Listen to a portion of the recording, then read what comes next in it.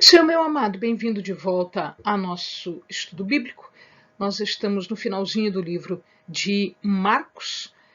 Então, pegue a sua Bíblia, pegue o seu caderno de estudos, ore ao Senhor, pede a Ele discernimento, entendimento, conhecimento, sabedoria. Pede a Ele proteção para que nós possamos desvendar dos seus mistérios.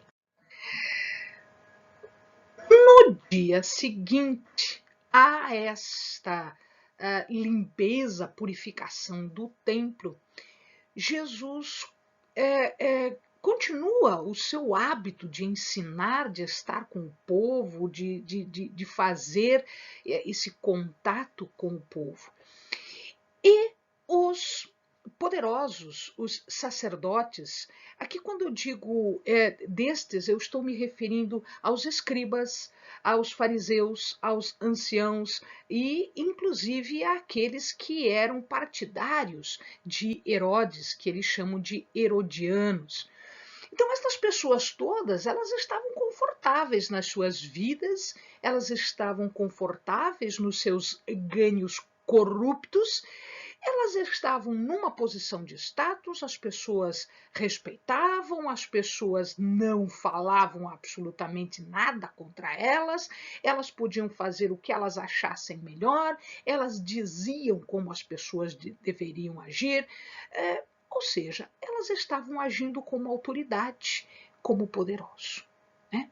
Entretanto, Jesus olhava para dentro destas pessoas e via o coração destas pessoas e percebia que ali estava o problema.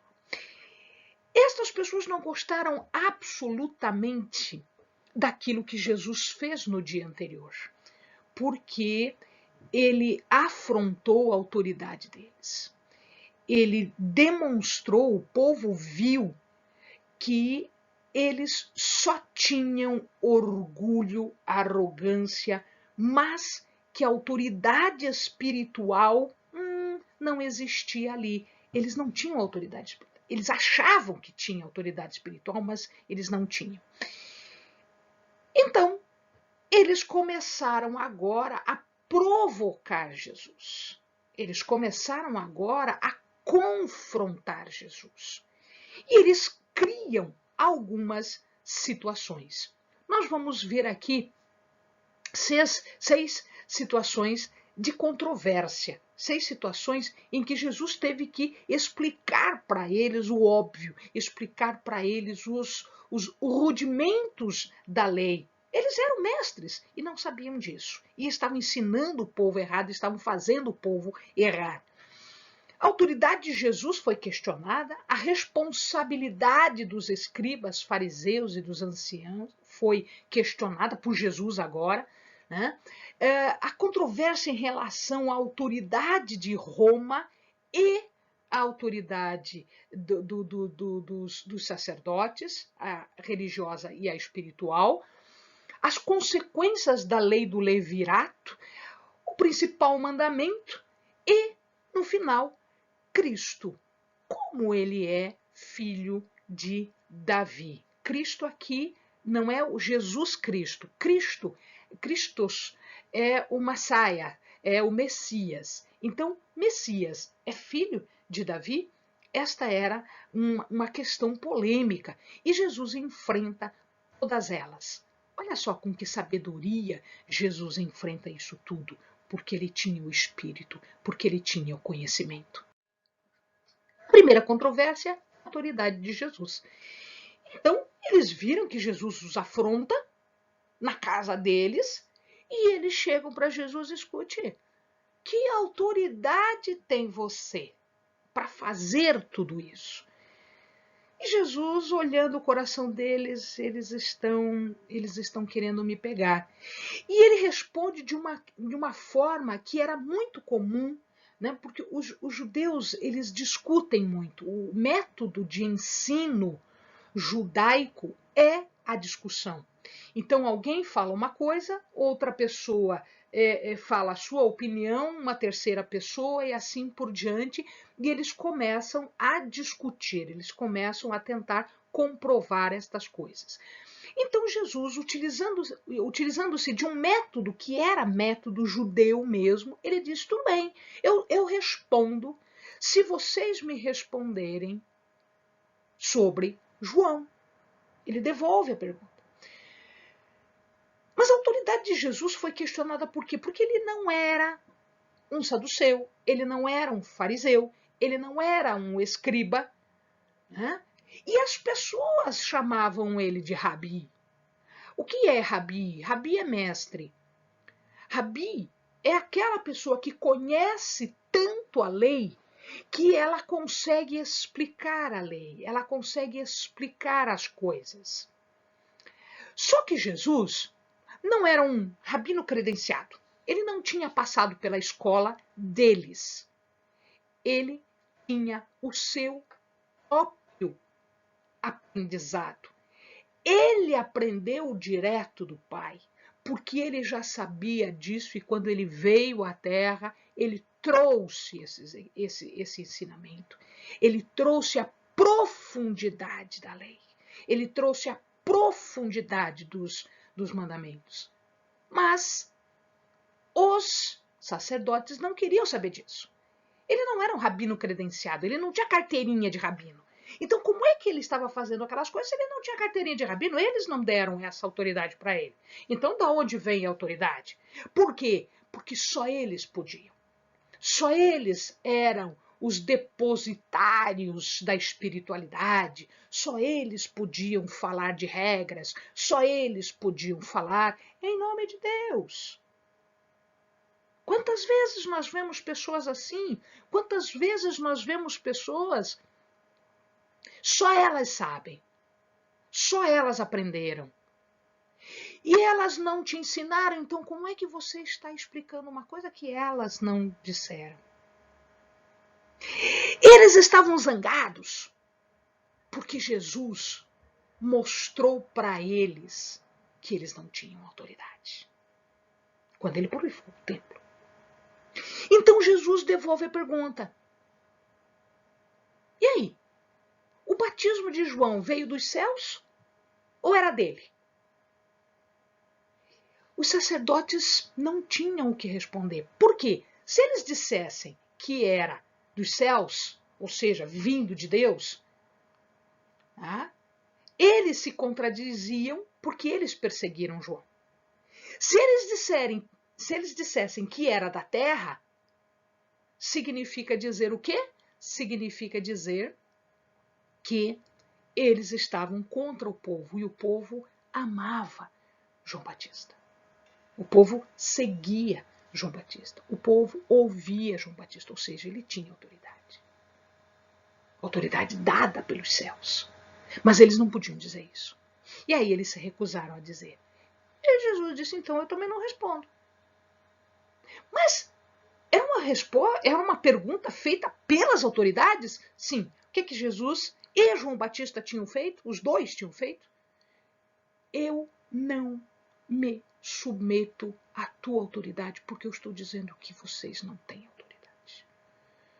Jesus estava abertamente confrontando os sacerdotes. Esta foi a última semana. E não acaba aqui. Para frente. Né? Jesus, aí ele toma a frente. Eles ficaram sem saber o que falar, ficaram lá, todo perdido, etc. E Jesus lhes dá uma parábola. Esta parábola eu também já expliquei num vídeo à parte. Então, hoje é bem rapidinho, só para a gente ter ideia da sequência dos acontecimentos, mas o sentido da parábola está lá atrás, está num vídeo específico para isso. Aquela parábola que conta a história de um senhor que era dono de uma vinha e que deu a vinha para os trabalhadores. E aí, quando ele manda os seus servos cobrar os frutos, cobrar o produto do trabalho que eles deveriam fazer sobre uma vinha que não era deles, eles eram trabalhadores da vinha, eles tinham que prestar conta ao dono da vinha. Eles então escorraçaram, bateram, humilharam, mataram os servos. Tá? Para a gente lembrar, a vinha é a obra, é Israel espiritual. Os trabalhadores são os sacerdotes, que foram postos ali exatamente para produzir frutos. Os seus servos eram os profetas, que iam dizer, olha, vocês não estão produzindo, olha, vocês estão fazendo errado, olha, Deus, que é o dono da vinha, disse, e eles mataram os profetas, escorraçaram os profetas, humilharam os profetas, não deram ouvidos aos profetas. Jesus abertamente agora está dizendo, vocês não fizeram aquilo que era a responsabilidade de vocês. Vocês não cumpriram a sua responsabilidade. Jesus está colocando o dedo na cara destas pessoas que eram corruptas e só queriam o seu próprio bem e não estavam nem aí para o espiritual, não estavam nem aí para a adoração de Deus ou pela vida espiritual das pessoas. Então ele manda o seu próprio filho e o seu próprio filho é morto. Ou seja, Jesus está falando dele mesmo, aquilo que iria acontecer no final de semana. A gente está no meio da semana e no final de semana o que acontece? Eles iriam matar o filho do dono da vide. Só que Jesus lhes diz o seguinte, ele dá um aviso para aqueles. Vocês podem fazer isso. Vocês vão fazer isso. Vai acontecer isso que vai acontecer. Só que tem o seguinte. Vocês serão retirados. Vocês serão afastados. Vocês desaparecerão porque vocês são irresponsáveis, corruptos, levianos na missão que Deus deu. Vocês serão substituídos pelos gentios, pelas outras nações. E agora a responsabilidade será deles em manter a obra. Amados, a responsabilidade agora é nossa. Isso tudo já aconteceu. Essa é uma parábola que estava para acontecer e já aconteceu. A responsabilidade agora está nas nossas mãos.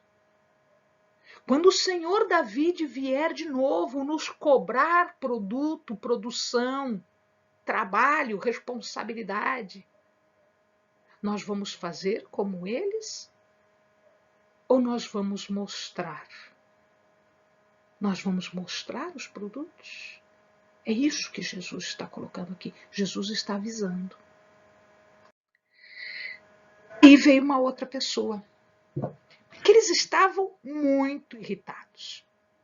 Mandaram uma outra pessoa, um outro sacerdote. Vá lá e pergunte.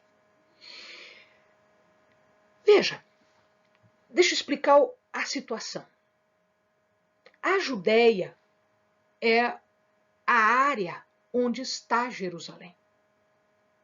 A Judéia, a Samaria um pouquinho para frente, a Galiléia um pouquinho para frente, tudo isso que era o território do antigo Israel, ele estava agora nas mãos do Império Romano. O Império Romano havia conquistado tudo aquilo. Então, quando o Império Romano conquistava um lugar, as pessoas tinham que pagar uma taxa. Era um imposto. Mas não era um imposto muito pesado. Era um denário de prata. Um denário de prata é essa moeda aqui, ó. Essa moeda aqui é um denário de prata. Tá? Vocês estão vendo aqui, o imperador Tibério está esculpido na moeda. Tá? Eu tinha que pagar isso porque era uma nação dominada por outra. E aí, eles, querendo pegar Jesus e querendo fazer com que Jesus ficasse mal com as autoridades romanas, perguntaram para Jesus, é correto pagar imposto? Jesus, que já sabia o que estava acontecendo, ele disse assim, paga o imposto? Me dá uma moeda que é o o tributo, deixa eu ver uma moeda, me dá uma moeda. E eles deram a moeda, que era o denário de prata, que era esta moedinha com a carinha do César, do imperador Tibério. Jesus olhou para a moeda e disse assim: dai a César o que é de César. César é o imperador, né? O imperador era chamado de Augustus ou César, ou Augusto César, né? Tá? Então, dai a César o que é de César e a Deus o que é de Deus. Ou seja, uma coisa não elimina a outra. Eu tenho governantes civis sobre a minha vida? Sim. Eu tenho que cumprir as regras civis? Sim. Sim. Mas eu tenho um governante espiritual sobre a minha vida. E eu tenho que cumprir as regras desse governante espiritual. O fato aqui é o seguinte: César só é César porque Deus permite. Deus permite que ele seja César, que ele seja imperador, que ele seja Augustus. Deus permite. E Deus cobra dele as ações. Então, uma coisa é o civil, outra coisa é o espiritual. Jesus está dizendo: eu não vim para fazer guerra contra César. Eu vim para colocar em ordem o mundo espiritual que vocês bagunçaram. É isso. E eles, alguns ficavam maravilhados, outros ficavam muito mais irritados ainda. E aí chegam os saduceus. Saduceus é um grupo, um dos mais antigos do Sinédrio. Sinédrio é o conjunto de sacerdotes. O conjunto de sacerdotes era formado ou por fariseus ou por saduceus. Eram dois grupos diferentes.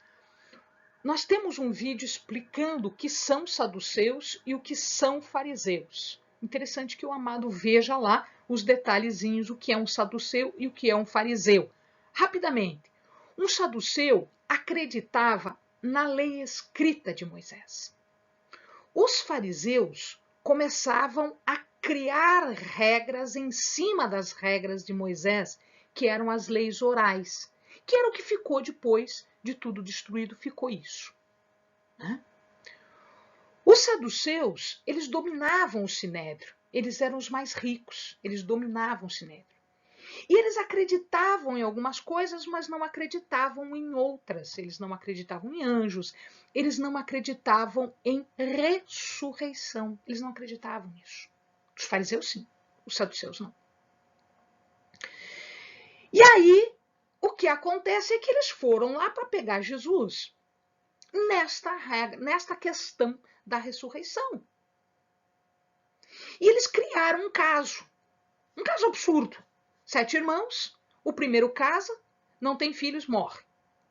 Aí, pela lei do levirato, a lei do levirato dizia o seguinte, que se um irmão morre sem filhos, o outro irmão, o parente mais próximo, deve se casar com ele, com ela, com a esposa. E a viúva, né, no caso. E o primeiro filho que nascesse não era dele, era do irmão que morreu. Então eles fizeram uma questão absurda. E aí, como é que fica? O primeiro se casou, não teve filhos, morreu. O segundo, pela lei do levirato, se casou, não teve filhos e morreu. O terceiro se casou, não teve filhos e morreu. E assim até o 7º filho. Os 7 se casaram com ela e nenhum deles teve filho. E agora, como é que eu vou saber lá no céu quem é a esposa? Porque nenhum deles teve filhos, portanto, eles são iguais em termos de casamento, em termos de esposo, eles não se destacam. A quem? Jesus disse, vocês são doutores da lei? Você tem certeza que vocês entendem da lei? Você tem certeza que vocês são doutores da lei? Vocês são os ignorantes da lei, vocês não entendem o que está escrito, vocês não entendem as coisas. No céu, não tem casamento, não tem esposa, não tem esposo. Não se dá em casamento, não se toma em casamento. Vocês são doutores e não entendem isso?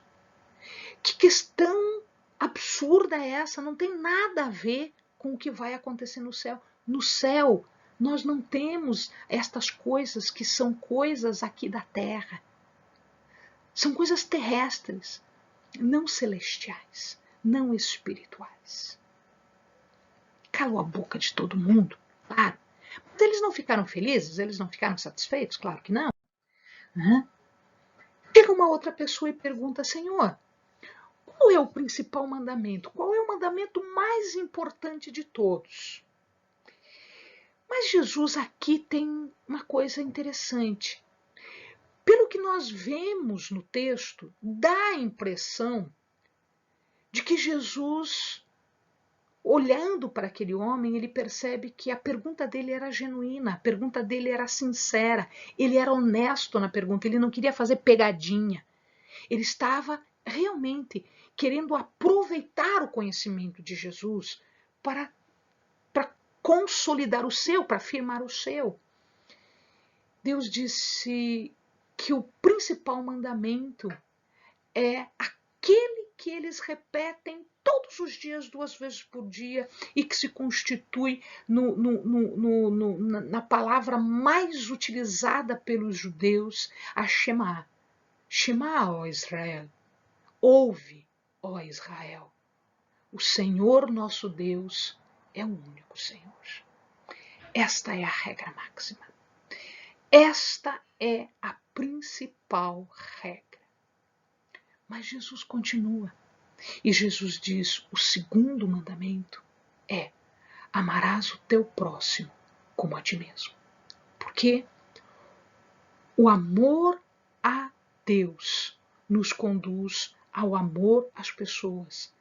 Jesus estava ensinando para eles que essas duas regras podiam ser convertidas numa única regra, que é toda a lei.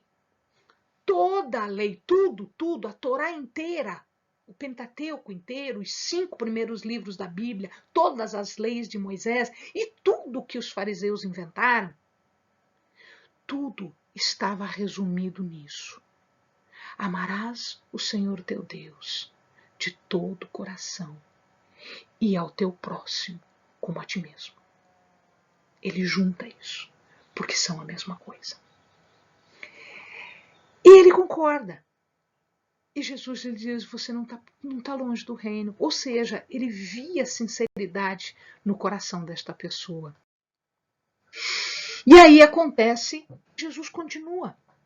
Jesus está ensinando. E tem mais uma polêmica aqui. A polêmica que pergunta, né? Cristo é filho de Davi, e ele cita o Salmo 110. O Salmo 110 foi escrito por Davi, pelo menos essa é a tradição de que Davi escreveu o Salmo 110, e numa das passagens ele diz, disse o Senhor ao meu Senhor, assenta-te no trono e eu colocarei os teus inimigos por escabelo de teus pés. Então ele pega esta passagem aqui para explicar sobre ele mesmo. Ele diz assim, porque muitos chamavam ele de filho de Davi. Filho de Davi. E eles sabiam que o Messias seria filho de Davi. E aqui ele está perguntando por que Davi chama o Cristo, né, como filho de Davi. Porque está aqui, explicado aqui. Davi explica aqui. Disse o Senhor ao meu Senhor. No original, os dois estão em letra maiúscula e os dois significam divindade. Significa dizer o seguinte: Cristo é divino, que é Senhor, Filho de Deus. Ele é divino. O Cristo, o Messias, é divino. Mas ele também é um descendente de Davi. Por quê? Porque Jesus era descendente de Davi. Então ele explica. Davi já sabia disso. Que um descendente seu seria o Cristo, seria o Messias, o Messias. Né? Um descendente seu seria o Messias.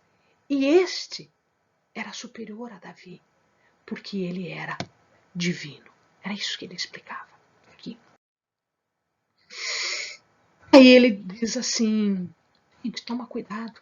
Toma cuidado com os fariseus, toma cuidado com os escribas, toma cuidado com os anciãos. Ancião são todos os componentes do sinédrio, são todos os sacerdotes componentes do sinédrio. Escribas são todos aqueles que escreviam, que liam, que explicavam a lei. Eram os mestres, eram os doutores. Todos eles aqui, um conjunto só, né?